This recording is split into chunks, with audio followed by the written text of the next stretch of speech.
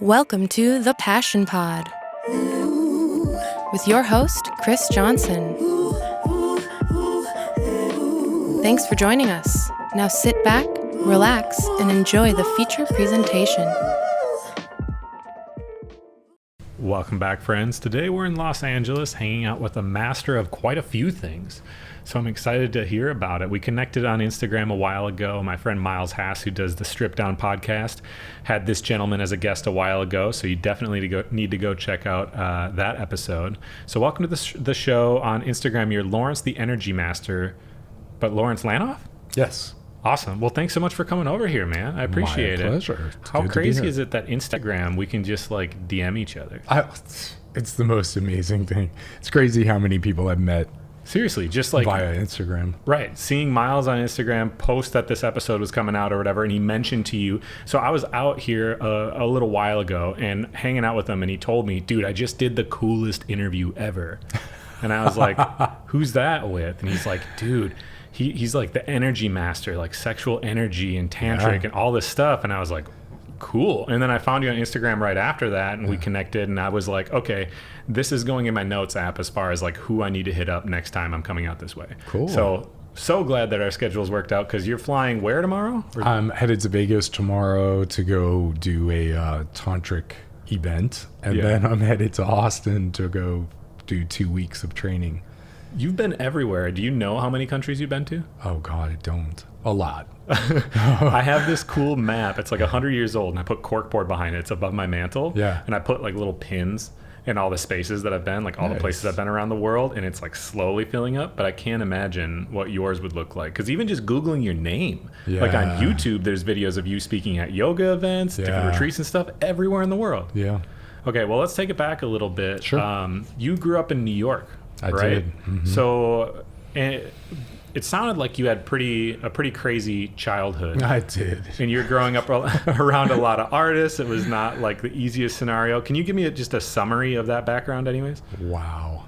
I mean, if perhaps I can do I feel like a Zen koan is what's needed, because everything has to be contained in a small space. But basically, when I think about my life growing up in New York City, and especially the time I grew up, it probably was one of the last times where children grew up or could grow up without boundaries.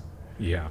Right, without containers. Like, I was walking myself to kindergarten.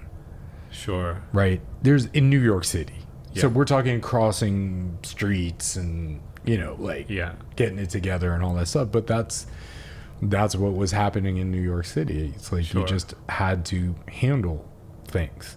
Yeah. And the reason I say that is because it's like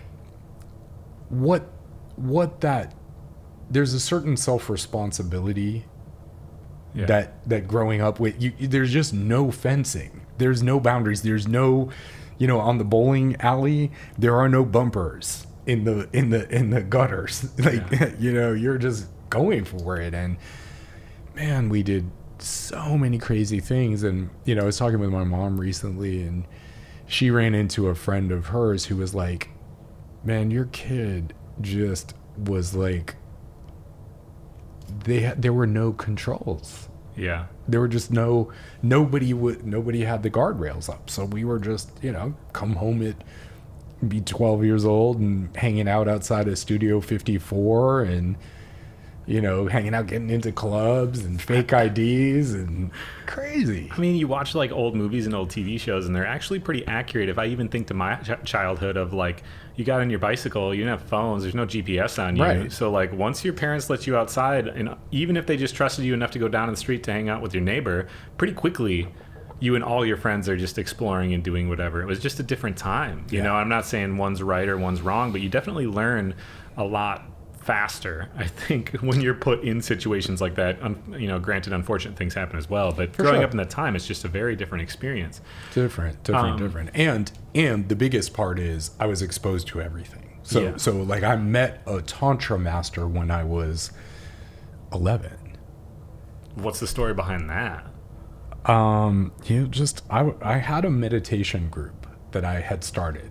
I At was 11? No, at 10. Oh, actually. oh my God. Okay. I had a meditation group, and we would get together, and I was really into like pyramid power and telekinesis and just any far out thing that I could possibly get my hands around, and the adults loved it. So we would have a weekly meditation group. Yeah. And pick a subject and just do this stuff. And the Tantra guy came to one of those events and was like, what the hell is going on here? Yeah. And then he was like, oh, you need to learn how to control your sexual energy. And I was like, huh? Sure. Okay. Let me look that up in the encyclopedia, the Google. So, so that's how that started. I was just exposed to nothing anybody says shocks me, which is why I'm actually really good at what I do, because it doesn't matter what comes out of people's mouths. I'm like, oh, that, okay. I've Whatever. heard something like that before. Or done, or seen, or, it's like, whatever. Sure. So the summary of the span of time, because we're not going to be able to talk about everything, is you grew up in New York, and was it right away that you wanted to direct film and stuff? Was that your first adult endeavor as far as like career-wise? Was like doing movie things? The other thing about New York City is like I was illustrating for Heavy Metal magazine back when I was 15. I didn't even know you did art. Oh yeah, I did a lot of fine art. I was super into fine art, and then I was in Rome, Italy, and I just had this epiphany in meditation one day that I would like directing was my thing. Okay. I felt like I was like, now in retrospect it's hilarious, but at the time I was like, I think I had a past life as a director. I'm going to direct again. How old were you when that happened? I want to say 18. Oh, okay. Yeah. And I was like, okay, well, I'm going to go direct. And that's what started this crazy path of directing. And, I just, unfortunately, when you have, fortunately and unfortunately, when you have conviction, you're like, I can do this, which is hilarious. Yeah. But I just had to learn. And, you take all the hits while you're learning and get knocked on your ass all the time and whatever. But because I was so convicted that this was my destiny, I just kept getting up and doing it. Yeah, I think the fake it till you make it thing actually does work a surprisingly large amount of time. If you say you know how to do something, you believe that you're capable of doing it, you put out that energy and you just go tackling, people tend to just believe you and follow along. And if you're willing to take the hits but then learn from them and take the actions in the moment, you can kind of just push yourself through quite a bit. Right. The only problem with directing is there's a lot of technical stuff. So it's pretty obvious when I'm like, I'm a director and I don't even know how to be like, roll sound, So that's hilarious. How'd you even get hired to do it then? Did you do some short films with friends or something? I did short films, yeah. Oh, okay. I've been shooting film, Super 8 films, with friends and stuff. Sure. Sounds like forever. Yeah, and the artist housing I grew up in, we could do that kind of stuff. Just all kinds of. Yeah. Had access to film and video and. Yeah, well, I'd read that you lived in some kind of housing when you were in school that was with a whole bunch of artists, right? 400 families. Okay. Mm-hmm. Can you tell the story behind that a little bit? Because I'm trying to even picture. Because when I read it. And I know this isn't right, but when I read it, I pictured a school with a huge gymnasium and everyone's chilling in the middle, and you're just like, oh, I'm gonna go talk to the circus people. I'm gonna talk to the, So can you actually paint what the picture was though? Yeah. So there is this artist community that still exists. Okay. And in the early days, the thing that you need to know, the main thing you need to know about that is when you look at any neighborhood that needs to go into transition, it's going to be artistic people and people who are living on the margins of society that will transform a neighborhood. So the neighborhood where I grew up was industrial wasteland at the time, but there was this building, Bell Labs building, and they converted it to artist housing because artists will transform any neighborhood. Now it's the hottest neighborhood in New York City. But at the time, it was the most it was terrifying. Yeah. But but we had this enclave of artists, essentially a castle of 400 world famous artists, dance, music. I mean, so I was exposed to the best of the best of the best, and they were friends. And, just for example, like, one of my closest friends is Miles Davis's godson, and we would just hang out, and everybody just be hanging out. Musicians would come, we'd go to shows. I was exposed to the best of the best. I feel like it's a breeding ground for creatives. It is. Have you kept in touch with many of the people from back then? I have. Have any of them gone on to do anything of? They have. Can you give me a couple examples? I'm curious now what rabbit hole I could go down. I think at this point it's no secret. Like, I never talked about this because I was always like, really.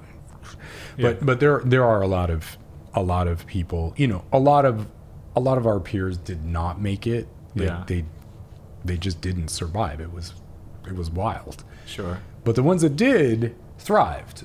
Yeah. And, like Miles is still a touring, recording, world famous musician. There is a A-list actor that came out of that space, Yeah. Well, I mean, it's that classic thing of, right, like a rock underneath extreme pressure. Like, yes. that's what causes you to transform. Yeah. Again, can you just give me the quick summary of where your career went, and then we can kind of like go back and piece it together? Because from what I know is that you were like directing and stuff. At some point, you then got into energy, like chakras and stuff, and then you got into tantric stuff, and then you were doing NFT stuff. You've done a lot of things, right? Yeah. Can you give me just like the quick broad summary? Broad summary is it all starts with just needing to make sense of life. Sure. That's where all of it, like, if you want to get to you want to look at the themes of my films, like, everything is kind of an exploration of the same thing. Yeah. So fine arts, but always existential questions. Complexity. Why are humans doing what they're doing? Why humans are fascinating. So nothing has really changed. My movies were an investigation of the human psyche. And then I built the film industry is really hard, and I had done about 20 years, and I was like, man, I'm like, no mas. Yeah. And I was a founder of a cosmetic company, and we made these awesome cosmetics. So then we had a whole manufacturing, huge cosmetic concern that went on for a while. And then it was like, okay, time for another change. And I started working one-on-one with people. Yeah. Doing kind of energetic work. Because the one thing about movies and that whole business, streets of New York, movie business, cosmetic business, I had done a lot of stuff. Yeah. I had lots, worked with tens of thousands of people. So my experience level is quite broad. And then I just started working with people and doing sessions, and I started doing hundreds and hundreds and hundreds of sessions, one-on-one stuff with people. And the big thing that I noticed, again, is everybody was messed up around their sexuality. Sure. So Tantra guy, I'd worked with him. I was very comfortable in my sexuality. I was very comfortable exploring sexual and sensual themes in films. I mean, I did a whole broad range, but sure. I also worked on the erotic thriller. Cosmetics, very sensual. Come into coaching, and I'm realizing, man, everybody's got the same problem. They all feel like, oh, what's wrong with me? Why do I, whatever, right? So that's kind of how I went into that. And then in doing the one-on-one work, there were opportunities that came up to teach in a broader scale, and the Tantra universe, just it's a universe that I am comfortable speaking in. I'm not a true believer in Tantra, I don't have anything that I'm the guy who likes to sample all the desserts and, and all the mythologies and all the ideas and try them on and test them out and play around, but I'm not going to adhere to anything in particular. Sure. So that's where I teach from. And so like, if you want, I'm the perfect person to come to if you are messed up about something and you need to get your head straight as to why X belief system isn't working for you, or whatever the thing is. But if you're looking for me to confirm like what you believe is the right thing, not that guy. I'll help you figure out why it's good for you to get out of it. Yeah, sure. So Tantra, in essence, is a way for humans to talk about sex without directly talking about sex, and yet still explore intimacy and issues. And then what I also found out in all of that, which is kind of where I land now, is that sex is an aspect of that, but really we're talking about energy. Like, what do people want? They want to feel connected, communication. You want energy. You want to know how to surf and ride and feel good and cultivate energy in your body so you can do creative ventures and have awesome connections. So at the end of the day, that's kind of where that's kind of the big arc as of now. I have no idea what's, in NFTs, simply because in my mind, crypto is energy. Sure. So well, it's all a form of currency in one way or another. Exactly. Yeah. So that's it. And so all of those things fascinate me, and what people do with their money. Fascinating. Sure. Yeah, I mean, it's along the same lines of energy, right? In general, it's all currency. Your time, your attention, all of it is a form of currency. Money is one form of it. You give your time and attention towards one project for something or somebody, or potentially yourself or whatever, that in turn you get money in exchange. That's what you're paid for, your time and attention and energy. But you can spend time and attention with somebody, and that's the same thing. It's just a different form that's moving. And I do think crypto in general makes more sense moving forward. I think like the world is gonna go in that kind of direction, just because we're not a whole mass of countries anymore. We're just people at this point. Right. It's so easy to have a connection and a relationship with somebody on the opposite side of the world that you end up seeing just as much as somebody else in your own city, because of how much time we spend in an online type, setting. So things are definitely going in a certain direction that way. When you look on your website, it gives you like a whole long list of like all these things that you've been trained on, mastered. Obviously a lot of it's around like self-awareness and attention, that type of stuff. But what actual training did you go through? Like, in which different things have you been trained on? Well, the interesting thing about the training is, like, I've studied with a lot of different people, mostly early in my life. Sure. So, and the reason is I was like young, and when you're young, you get crazy access to things you wouldn't normally as an adult. So think of it as if you were at a concert and there's a barrier, right? Like a thing, right? And people are like, what are you doing? Right. Well, little kid could just come up and walk under the barrier, just walk right in, right? I did that all the time. So I had access to pretty much anybody that I would want to have access to. And I was investigating all of the, TM and Hare Krishna and, Reverend Sun Young Moon and all these, like, what was the dude? The Maharishi and Est, which was a big, huge cult of my time. And actually a lot of the spiritual practices now are all derivative of that. Sure. But I was there, like I was in there. So when I see these derivatives, everybody's like, oh my God. And to me, I just look at, somebody filed off they file off the serial numbers and new spray paint, and you got a new group. So I really, because I started so young, and I investigated deeply, there was a time when I realized, like, okay, the stuff that I need to learn is not going to come from other teachers. Sure.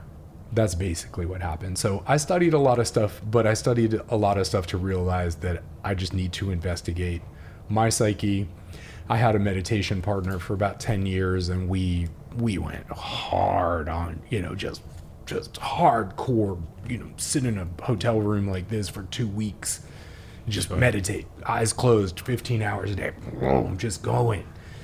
And that's really where I discovered pretty much everything, the basis of everything that I teach now. It was when I left and so I'm pretty hardcore. You know what I mean? Like at this point, it's like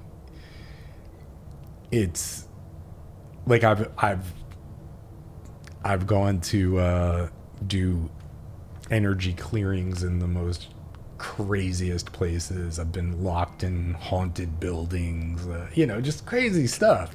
Been to the caves with the monks. Like, do you seek out a lot of these opportunities? Not anymore. They No. come to you? They come to me, especially back in the day when I was doing lots of sessions. I'd be the now I get the crazy calls where somebody's like, okay, I have somebody who's, at a moment in time, and they're like, I'm more like the secret agent you call at the very, very, very, very, last ditch.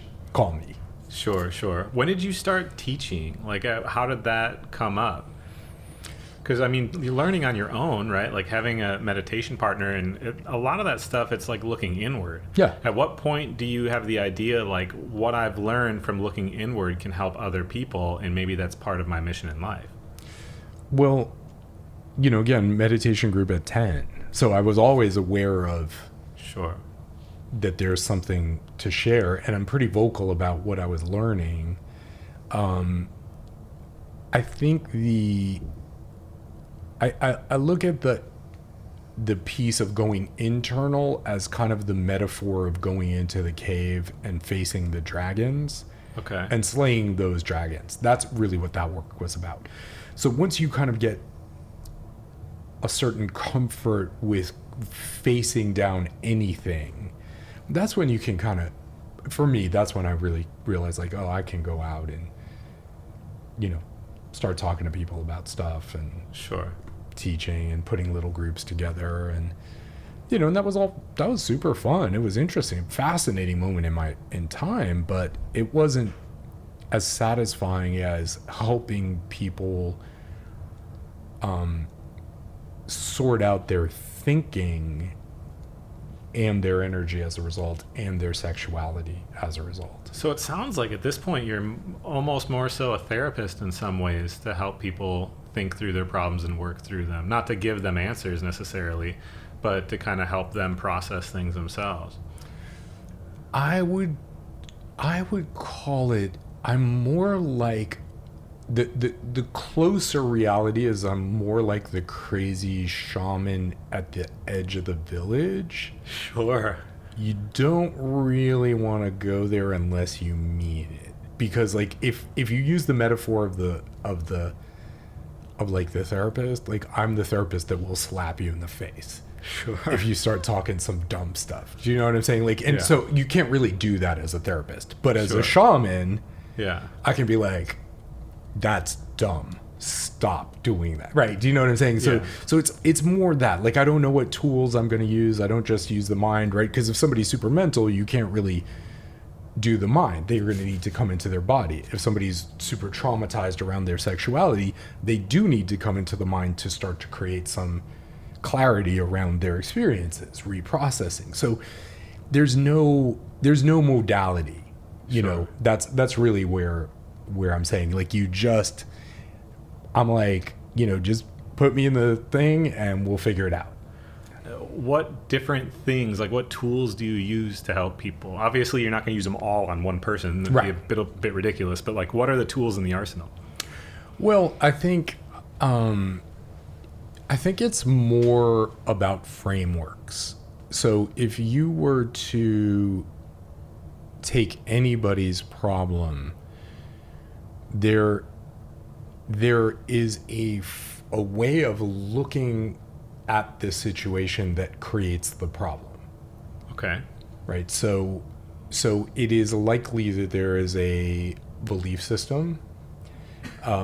There's some training, programming, trauma, ideologies, religious programming. There's all of that sits in what I call like the field of the unconscious, for lack of a better word. It just sits there. You're not aware of it any more than we're aware of gravity. There's no reason to be aware of gravity because it's always there. Every cell in your body is like gravity. Yeah. So we're looking at life typically through these frames. There's only a limited number of them. And then because those are the frames we're looking at, we're having an experience of life as a result. And then that creates the sensation of what I call like a pressure point or a friction point. So let's say, there's a belief that, or there's an experience like, oh man, it feels so good to experience pleasure. For example, to have some sort of sensual or some experience where you're like, oh, this feels so good, right? But then what comes in the background is the belief system around pleasure. Okay. So, Americans' culture specifically, because it is such a embedded in like success and motivation and do things, and right, so all of those are unconscious frameworks. These are programs that all run in the background. So you have a moment of pleasure and then it's like, oh gee, I gotta get back, right, I gotta get back to suffering. Sure. And so that's an idea about life. It's not reality, but it is reality for us because we're embedded in it. It's the water we swim in. So the tool is really helping both me see and the person I'm working with see and or understand that 98% of the problems they're having are really just this kind of chaos of contrails of different ideologies coming in conflict and rubbing together in the psyche, creating this kind of stress and anxiety and fear and uncertainty and all of that stuff that that people are dealing with at unprecedented levels now, especially post-pandemic. Yeah. So if you can start to parse out the stuff that sticky stuff that creates, that has the gravity of stress, and it's like, you start to pull that apart, both through breath and sound and movement and, pleasure and dance and, thinking and meditating and, really any tool to help that process of kind of unraveling the density. Yeah, I think we're kind of like trained that everything you do should be helping you towards something, like should be making you productive. Like we mentioned at the beginning, it's so you almost feel shame, if you like sit and you're like, I just want to watch a TV show, or I just want to go for a walk or whatever. You say, I'm going to go for a short walk. It's like, well, maybe I should be going for a run though. Maybe I should do something more strenuous. It's like we're always guilting ourselves if we're not doing something that's more like productive in that sense, when really what might be more productive is slowing down and actually like living in this moment, because each moment has an infinite value towards your life, right? There isn't like different times that are more valuable than others. The present is what's like really valuable, right? I see, like what you just said there had like 10 mythologies embedded in it. Sure. And this is right. So I know for you, just by that one sentence, have a pretty good sense of like where your stressors are. Yeah. Cause it's like, it's all there. You just basically just gave me your framework. You're looking at life. Well, that framework happens to like and what's really cute about what you said is, which is hilarious, is you were like, I know productivity is a thing and I should be more productive, but I think I should maybe do this other thing because that would be more productive. Right? That's very true. Yeah. Yeah. Right. And that's the twisted thing about the mythology, which is what it is, of productivity. Yeah. That's a pure mythological human concept. It's a way to look at life. Yeah. But in this culture, in German culture, in Swiss culture, productivity that's the valuable thing. Yeah. So we're looking through those windows because we equate productivity with financial success or work success or something like that. And then you get somebody like our boy Gary Vee, who's like, I was in a closet, sitting in a closet. I worked in a closet for 20 years. I did not get this. I'm just like, bro, you got to take a breath, right? Like, I know that guy. Like, if I sat down with him, I'd like be like, Gary, like, I want to take a breath, man. Yeah. Take a breath. Like, that's his mythology, right? That's his mythological construct. I love it. It's great. He has all this success. It's cool. Sure. Right. But yes, and right, because the so what is, that's what the so what is like, okay, dude, are you like, do you have well-being? Are you, do you have can you watch a thing and relax? Do you know how to connect with people? Can you, sure, I'm just using, I'm just using anybody. Like, I don't know the guy. I don't know anything. Yeah, I'm just saying, I just remember a couple when he was really busting out and everybody was like, Gary Vee. Yeah. And I'm watching the videos, I'm like, holy moly, great mythology about productivity. It works. It sells. Shame, blame, guilt, sell. Yeah. Right? That sells. They say sex sells. Yeah, sex titillates. Blame and shame and guilt, that sells. Yeah. You sitting there on your sofa doing nothing.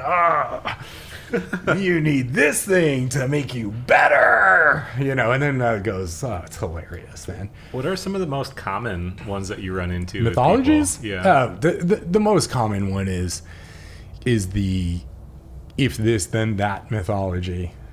Okay, describe that a little bit more. Like you can think of it as it's so boring, but everybody does it. Like, I should be doing this, but I'm not. Right? That's the construct. Like this versus that. I should, I shouldn't eat this piece of cake. But I did eat this. So it's all just, it's the same stuff. Whether we're doing food or sex or money or productivity or whatever, it's just that construct of what I call this versus that. Yeah. And man, I mean, the whole planet is screwed up with that one idea. And that idea comes from some knucklehead who was alive like 2,500 years ago who came up with that idea in the first place. And we're all stuck living with it. Yeah. So it's fun to, when you can really start to see it both in your own life. Now, this is especially important around sex and orgasm and energy and pleasure, because everybody's like, what's wrong with me sexually? Or, I can't orgasm, or I can't, right? But of course you can't, because there's no space, because an orgasm isn't productive. It's not productive. Yeah. Right? So everybody's like, and then you get all these restrictions, because as soon as you say this, you have to have the counter of that. And that's the most common mythology we all live in. What are some of the suggestions to try to work through that for people? Like meditation? Is that the big... No, because then people do that of meditation. Sure. They're like, I should meditate more, but I'm not. Oh, okay. Right? So everybody, it's basically to become aware that there is this construct and to start thinking less binary and start thinking like, could there be a third or fourth or fifth or sixth or 20th or 1,000th? And the reality is, if you step back, any given second offers you basically an infinite number of choices. People call that the present, but what happens is the present gets mythologized into this versus that. So now you're in, I'm present, oh no, I'm not present. And then if you get into a great spiritual relationship, you can just beat the crap out of each other with like, oh, you're not present. No, I am. No, you're not. You're just totally, like, you're not here with me. Right? And then people just beat the crap out of each other with these tools which are supposed to empower us and liberate us and set us free, and instead we're just pummeling each other. Yeah. So that's if I were to pick one construct of the globe that really just messes everybody, it's just this versus that, and then just take the point and take its opposite, and you just see, if you start listening to people, you'll just see that's where Sure. people are. And then they use the word should or could, or, I wish I had, a lot of, and then that's a kind of a crust of shame and blame and guilt. Yeah. Well, I think everything in the world's a spectrum, right? And right now, and we won't go down a political rant, but in general, people a lot of times tend to be like, well, you're either over here Sure. or you're over here. And it's like kind of on every issue, people tend to say that. Either That's you're it. like money driven or you're not. It's like, well, but there's a spectrum there. Like everyone falls somewhere within that spectrum, and you can change where you're at within that spectrum at any given time as well, based on what's around you, or or whatever. I think self-awareness has like been what has helped me with my own life the most, is like being able to slow down and kind of like think about where I'm going again. Sure. Like the advice I tell other people that has helped me is, if I can remember to, sit down in the morning with coffee or whatever and take like 15 minutes just to reevaluate, am I going where I wanted to go? Because a Sure. lot of times you're just looking at your feet because you're like, I'm been going on this path. I know I'm going in the right direction, so just keep going. But at any given point in time, what you want may have changed. For sure. You just got to like stop, think about it, and say, well, am I still trying to get to this exact point, or do I maybe want to go a little bit over that way now? In which case, should I adjust the direction, that I'm going with all this? What have been some of the helpful things for you as far as like being able to slow down and make sure that you're where you want to be? I think you have to ask the question of what myth is guiding. For me, I'm Yeah. always asking, like, what am I trapped in right now that I don't see? Yeah. And what that looks like is like I'll take a moment. It could be meditation, but again, you can get stuck in like meditate. What kind of meditation, right? You can get stuck in a lot of like the forms of things, but the fundamental idea is it's like you only have X time left on the planet, Sure. right? Which is a complete unknown. Right. So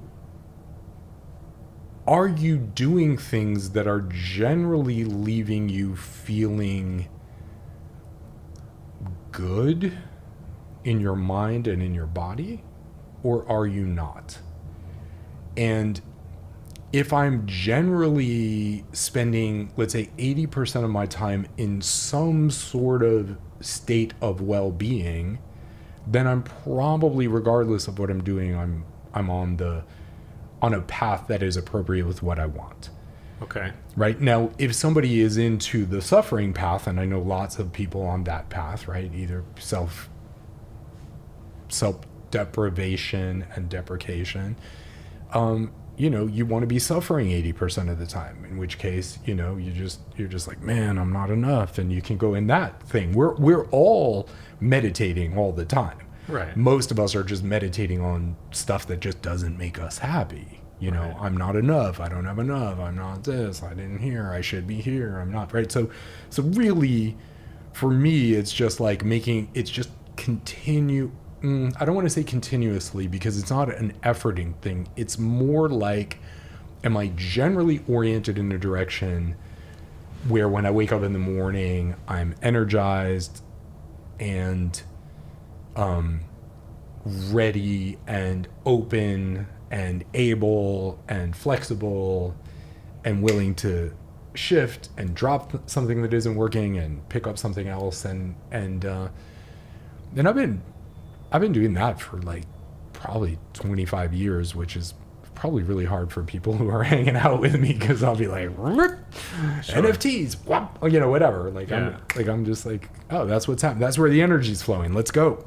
Yeah. Well, they say that like happiness just is a level that adjusts, right? Like For sure. You can fix these various problems that are huge issues in your life. You can lose a bunch of weight. You can find, a spirituality that works for you, or a faith that works for you. You can get really into art if you've wanted to for a long time, whatever. And you feel that elation for a period of time, but then eventually it kind of like levels out again. Has that been the experience that you've had? For sure. It's called accommodation to zero. So Okay. your brain, your consciousness, everything about you is always trying to come back into a homeostasis. Yeah. So like, the sun is coming in behind us, right? So I'm a little bit warm. So you would be like, oh, I could maybe, I can't take anything off, but I'm just saying like, Yeah, right. But if that sun goes down, you get a little cold, you're always trying to get to like a neutral place. So people will do a lot of drugs and then they'll come down, or they'll, do a lot of meditation and you'll come, it doesn't matter, but we're always trying to come back into that. So what happens is, let's say you make a big change, it takes a while for your psyche and your identity to kind of catch up, but then that becomes your new neutral. So one of the teachings, one of the things that came while I was both teaching and in meditation, was starting to understand that I could train my brain and my mind and my psyche and my energy to lean into feeling good, because I personally want to spend more of my time and energy and life force feeling good, regardless of what I'm doing. Right. But what that means is that let's say I have a breakthrough, some sort of psychological, like, okay, cool. Huge expansion. Right. But I already know that I either have to expand into that expansion, or my accommodation to the desire, the need in the body to come back to neutral will pull me back down. So internally, I have an expansion, I lean into that expansion and then expand into that expansion. So that what happens is let's say I thought this, I now had an insight, this becomes my new neutral. So I say it like this: the opposite of pleasure, Pain. exactly, that's what most humans think, right? Yeah. That is also a mythology. Sure. That's just an idea. Right. I get it. It's great for the polarity of life. It's great for, like, if you're trying to motivate yourself, you're like, well, I want pleasure, so I'm gonna lots of pain. But the reality is there's another framework. And that framework, this is really the one I live in and enjoy sharing and teaching, is you have, the opposite of pleasure. So here's pleasure. I have an insight, experience, pleasure. The opposite of pleasure in the game that I'm playing is more pleasure. And so you expand into, pleasure, and you're like, expansion. So now this is like wow, I'm way over here. I have more insight. I just came back from Davos, Switzerland, and like the mountains and the air and the water, and right, so it was a big expansion of pleasure. So I'm like, okay, well, cool. This is going to be my new neutral, and I'm going to let my psyche catch up, so that becomes kind of who I am, more grounded in that experience of I just really enjoyed all of that. So I'm making more space in my being for feeling good. Yeah. That becomes my neutral, and so the opposite of this new neutral is more pleasure, more expansion, more freedom. Yeah. And that's kind of how I have been piggybacking my life for a long time now. Sure. Well, I mean, that sounds like a great way to not get stuck in anything.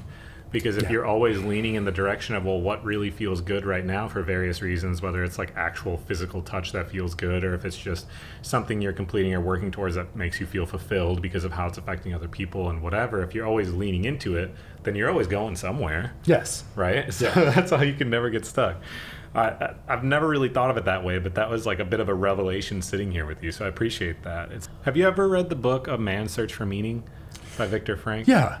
Yeah. Yeah. I read that book a while ago, and it was really interesting because basically it is just saying, like, if you have a purpose that you identify with, like an actual goal for why you want to spend your life doing this, that, or whatever, that it gives you more life, basically. Like well, what the book was, to give the really brief explanation, was it was about this scientist who was in concentration camps, and he was watching how certain Jewish people that were in these camps lived longer than others, and what was really the reasoning behind it. And it was all talking about people who had meaning, who felt they had some kind of purpose, could outlive when they probably shouldn't be able to. But I think that same ideology, if you could apply it to your actual life, like anybody applied it to their life, and they found, well, what purpose do I feel? I think that itself is one way to kind of follow and lean along into it, right? Then it's not necessarily just about you, but like could be about other people. And sometimes it's painful in certain ways, but it feels really good to me anyways when I feel like I've had some kind of an impact. So I know like that's kind of where I put a lot of my energy into. Sure. And obviously with what you do, you're always looking to be able to impact and help other people as well. Right. I mean, I'm also going to, I'm going to play crazy shaman on the edge of the village here and tell you that I don't feel like I have a purpose. Oh, okay. Yeah. So I'm not, that's just not something, because there's a lot of, I mean, obviously I read that book and 1,000 others. Right. It's more about like, we're always having an impact on people. Like it doesn't matter. Everybody's having an impact. And the challenge is most of us are not aware of the impact we're having. And we think it's about the world. Yeah. Right. That's a really common thing. So it's like, oh, the world keeps doing this to me. Well, really, it's how we are impacting the world, our impact on the world. You can see this when a little puppy comes up or a child comes up. They're not carrying all this stuff. Yeah. They're just like, love me. You're just like, oh my God. Right. So it's, I'm not walking around with the weight of purpose personally. Sure. I know that a conversation like this, that, something can snap for someone and they're like, oh, wow. Okay. I never, right. So it's, I think if the closer we are to living more stripped down, more naked, more free, less the programming and the I am supposed to do this and I am supposed to, this is a very stressful place to live. Yeah. And I think purpose can run the risk of becoming that, right? So I mean, very important. Lots of people, I get it. It's important. There is another layer of just being okay with maybe that not being the case, and like still, then you're really left with, well, why am I doing something? I'm doing something because it's the right thing to do. Sure. A lot of times people are like, I'll do some things and people, why'd you do that? And I'm like, it is literally the right thing to do. Not morally, not because some book tells me to, but just because it's like, why wouldn't you? Sure. Like, does that make sense? In other words, like,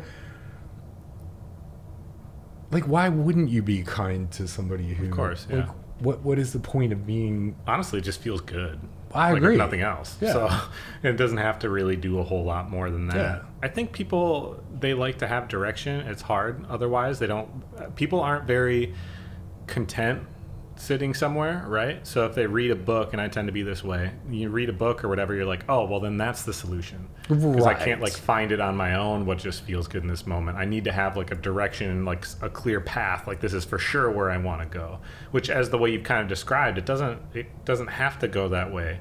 It can kind of go whichever way is working. Well, I'm going to go a step further. I'm going to say it is going that way. You just think it's going in a straight line. Sure. Right, because you're like, we get into our ruts. We're like, well, I'm doing the things. But if you actually get up there, like at a 30,000 level view, you would see like nothing is moving in a straight line, because what in life is a straight line? Like nothing is a straight line. Yeah. You have an idea of where you want to go, and a lot of people are like, super controlling about trying to get from here to there. But the fact of the matter is, we're on a planet hurling through space at just unimaginable speeds. There is no up, there is no down. We're spinning. We're in rotation around a solar system that's in rotation around a micro solar system within a universe that's rotating around and it's just like, what is a straight line? What would that even look like? Sure. You know what I'm saying? Like, yeah. When you paint the picture that way, it definitely is like a different perspective on it. So then, if you don't necessarily like pick a direction, how do you decide where to go with your life for larger projects? Because like in any given moment you can go whichever way feels a certain way, but like, you know, you've written books or like movies or whatever, like that's a project that takes a lot of time and like planning and all that. And it's from the conversation, I have a hard time picturing you sticking to like a strict schedule and being like, I need to be here right now, right? You know what I mean? Well, so here's the paradox, right? I don't stick to a schedule for some moralistic or, you know, like, you know, productive reason. It's just the facts of the matter are, when you shoot a movie, is you have a whole bunch of stuff that needs to show up at the same place at the same time. Yeah. The only way that happens in the physical universe is you need a schedule and you need a clock and you need some people that are like ringing phones and making stuff happen. So that's just fun. Yeah. Like, that's just fun. Can we get, you know, I mean, I've done some scenes where there's 300, 400, 500 people involved. Yeah. Right. And it's like, the game is, can we get all this stuff in the same place at the same time to do this thing for 12 hours or, you know, if we're lucky, a 12-hour, 14-hour day, and then go home and nobody's dead and, you know, things worked out. Like, that's great. That's fun. But the only way that happens is you have to schedule stuff in space and time playing that particular game. But it's still just a game and it's fun. Sure. So then when you're planning where you want to go next, so like I feel like I can't ask you what's coming next for you in the coming however couple of years, because it seems like you're willing to be very fluid. Yeah, I have no idea. So you just kind of go from one thing to the next as the opportunity comes up, and you just mold the opportunity when it comes up in that moment and say, I think this is where I should go. It's kind of like think of it like this. So we have a plan, right? Yeah. We have a plan. We're like, oh, we're gonna do this thing. Right. And so then you're going to execute on that plan within a certain time frame. But I was thinking about like the last book I wrote. We had plans, man. You know, like getting on the bestseller list, TV shows, travel, world, you know, all that stuff. Yeah. And I'm like, this is amazing. And I have a plan. I have a structure. There's stuff that needs to be in the same place at the same time. Printing presses, deliveries, editorial, right? Covers, cover shots. All that stuff has to come together. Love that. It's fun. Yeah. Playing that, right? Coronavirus. Sure. Right? Yeah. A month before I'm supposed to go on tour, the whole world shuts down. Right. So, okay. So, yes, I had a lot of grief about that for like, I had to process, you know, I probably spent 3 months at the beginning of COVID, you know, doing a lot of deep, dark work. I was just like, well, man, the whole world's shut down. I might as well go look at all of my childhood trauma. Sure. And that was awesome. And then you come out of that and you're like, well, I'm going to jump off a bridge if I keep doing this. So then what's the next creative thing? And then I found NFTs. I was like, oh, shoot, NFTs. That's happening. And then we started building an NFT thing. And yeah, tell me about that. What is the NFT thing? Because that's the direction you're kind of going right now. That's what you've been working on? I have. That's new project you're working on? Yeah. I mean, all this stuff right now, I just think NFTs are so fascinating. So Web 1, right now I'm going techie geeky. Sure. So here we go. Hey, be free in your energy. By the way, Web 1. Yeah. Web 1 was landing page, right? I was there. Sure. In the 90s, you know, production landing page. Cool. Web 2, communication, Twitter, Facebook. Yeah. Web 3, ownership, digital ownership. Yeah. So crypto is proof of ownership. Right. NFTs are a token, an idea, really a hash that is proof that I own this thing because that hash is in my wallet and I can prove to you that I have that thing. Yeah. So that's it. I mean, that's all that's going on. So then you say, okay, well, with that loose structure, you know, you go from Web 1 to Web 2, you know, with very loose structure, you get to Facebook. Yeah. Very loose substructure that is underdeveloped. Who knows where we're going to go, but I want to be involved in that conversation. It's just cool. Yeah, sure. You know, it's dope. Like, you get to talk to artists and filmmakers and have meetings with like some of the smartest people in the world, like I got to have in Davos. And, you know, that is amazing. Did I expect to be in Davos? No. Yeah, what did you do for that? You were creating NFTs for somebody? No, Or you're we managing? were just acquiring content for a podcast and talking to dope people about deep stuff. Sure. Different projects, right? And just sharing ideas and talking a lot about Web3 and What the future. specifically what role do you want to have with NFT stuff? Like, are you going to be a creator of it? Like, I interviewed my friend Enrico Moses, and he more so is on the side of like an advisor with other people, you know, with how they could use NFTs and what they do to assist them in different endeavors within their own careers and different things. You know what I mean? Like, what kind of role do you want to have? I mean, I just like thinking about all this stuff. Sure. Right. I just want to make sure that we have lots of options and different ways of thinking about things when it comes to this. Well, this is like perfect then for this kind of mindset when it's something so fresh that has limitless possibilities. Nobody has like a set idea of what this is supposed to even look like. That's why I love it. It's so much fun. And I'm just like, let's try this. Let's try that. It's fun. Yeah. Right. So, and I also know, having lived through the internet, and that whole cycle to where we are now, we're so early in whatever this thing is going to be. Like, I have no idea, but I do know I want to be in the discussion. I want to be talking to the people that are thinking about it, legislating on it. Like, it's just interesting. Yeah, of course. It's fun to see when something's new and fresh and not stagnant. And the opportunities that are within that are endless. Infinite. Such as being able to travel and meet different people and be on the forefront of things. Speaking of like unique experiences, I always ask this on my show because I think when you do things that you really care about, you have really awesome experiences and they're like work related, I guess. Mm-hmm. It's funny when like your work is your life. Sure. It's all, you know, connected really. Like, this is my work today, when like this is just rad. Like, I would love to do this anyways. You know, amazing. I interviewed a Packers player a few weeks ago, and I just grew up a big Packers fan. Like, me and my dad would always watch the games. I'm well aware that grown men playing a game with a ball is irrelevant to the world, but to me, it was really fun to watch growing up. So I don't place like a ton of necessary value on it. I try not to let my emotions get too attached when the Packers lose in the playoffs year after year after year after year after year. But anyways, you know, I got to drive out to Green Bay and interview this Packers player, and it was like, wow, I'm working today, but like, I just would love to do this regardless of work. Sure. You know what I mean? And like, that's what it feels like today. Before this trip, I was trying to get myself in a mindset because I was just kind of exhausted and running a lot and I've been overcommitting myself to projects.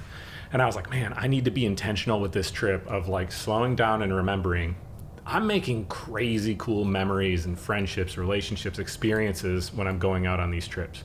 For a random, I say kid, I'm 32, but for a random kid from a town of 69,000 people in Wisconsin to be coming out to LA for a week to be able to talk to the hugely diverse group of people I get to talk to is such a cool experience. What's an experience for you that you're really grateful that you've had because you chose to pursue this kind of a path? I mean, there's limitless ones, but if you could pick one to share. Wow. You know, first of all, the fact that you called me up and you were like, yo, come on the podcast. Like, how dope is that? Right? I mean, that's like the fact that there's enough reach in the kinds of things that I'm messing around with. That it reaches somebody in Wisconsin randomly. Right. Yeah. You know, that's cool. And I think that we have a global reach. I mean, you know, and I just happen, I mean, you know, circling back to childhood, I just feel like I'm just going to go for it. I'm going to leave, football metaphor, everything on the field every day. I'm just going to give it everything I got. I don't sweat it if it goes my way or it doesn't. You know, did I give it everything I got? Yes. Perfect. Right now, I just want to clarify. When I say I gave it everything I got, when I was in the middle of like the early parts of COVID and I'm looking at all my childhood trauma and all that stuff, man, taking a shower was like an accomplishment. Sure. And I was like, okay, well, I got into the shower today, so woo. You know, it's like nobody's really can determine that but you. And when you understand that, then these conversations become much more interesting because it's like, you know, there's really no place to get to. The idea that there's some place to get to is itself an illusion, like water when you're driving on a hot highway and you see the water in the road and you're like, oh, I'm gonna hit that water, and you never hit the water because it's not there. Right. And I feel like the pursuit of happiness, the pursuit of like the peak experience, like these are rare, but you will have them if you give yourself the space to have them. But you have to have the space, right? You have to create this space. So whatever the experience is, the one thing I can tell you, I've had regularly, I have conversations with people because at the end of the day, that's where the juice is for me. It's that, you talk to somebody who was thinking the world was one way, and maybe I just nudge them the littlest bit, boop, and they're just like, whoop, and their direction changes. And then, I always think about this story where I was riding my bike at Burning Man, and I hear like, Lawrence, this guy's running, all messed up, running down, just tracking me down, Lawrence, and I'm just like, what the hell? I stop the bike, and he's like, oh my God, I went to one of your workshops like 5 years ago on the playa, and it changed my life, and I just wanted to say thank you. And I was like, get over it, right? Like cool. Yeah. Like that. And in Davos, I had the craziest same thing is like, I'm in Davos. I'm like the last place on the planet here at this like big ass event that pretty sure I'm not going to know anybody at. Yeah. And I walk into the first thing of the first event. I walk in the door and I'm like, and I hear, Lawrence! And I'm like, what the...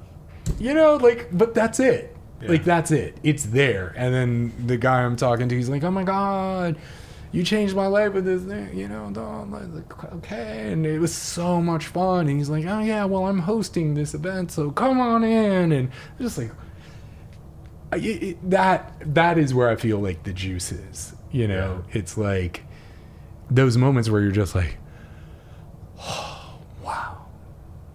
Yeah. And the reality is you can't plan for those. No, you just have to leave yourself open for them. I've had a lot of them where the most recent one that really sticks out to me is I went floating down this river with my partner up in northern Wisconsin. We were gonna go kayaking instead. We were like, you know what? I think that's hot. We'll grab these tubes.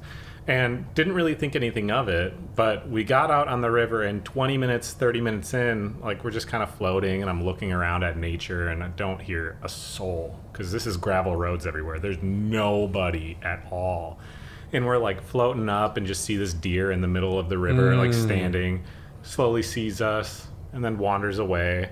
And this sense of calm and just yeah, I guess an emotional pleasure in that moment of just this is incredible.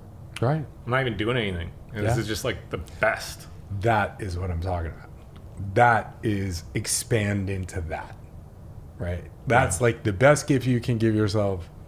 Expand into that. That's how I'm going to try to spend the rest of my life. But I'm going to have to end up messaging you periodically and say, Lawrence, remind me. Yeah. I got to slow down.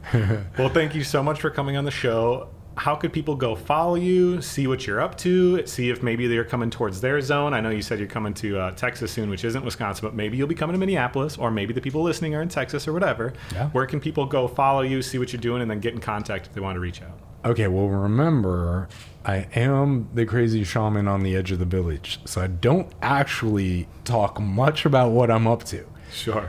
Which is interesting. I'm sorry about that. I already apologize about that. But if you kind of want to see what I'm sort of kind of up to, Instagram is great. Just because it's a good way to communicate. That's just Lawrence the Energy Master. Right. At Lawrence the Energy Master. And my website is lawrencetheenergymaster.com. I'm I'm doing stuff. I would say, like, if you wanted to tap into like the Tantra universe, one of my teaching partners is Everyday Tantra on Instagram, and so she has like she knows more about my schedule than I do. Sure. So, because she'll schedule me, she's like, you need to be here at this place and teach some stuff, and I'm like, okay. Yeah, and I would say that's the best thing. And if you do want to know more about like kind of the accumulation of about 8 years worth of work, the book that never really got to get its thing is called The Future of Sex. Really cool stuff in there. Good practices around energy and breath and just different ideas about how to relate both to yourself and to partners. Where can people find that? On Amazon. All of my books, yeah. And if you want to go like deep into the archive, my favorite book is A Course in Freedom. That's like the first one I wrote. Oh, okay, cool. Yeah, we'll have to go check it out. Well, thanks again. I appreciate your time, and I appreciate what everyone else is going to be able to benefit from this conversation as well as me. Thank you for joining us for this episode of The Passion Pod. We hope you enjoyed it as much as we did. We'll see you soon.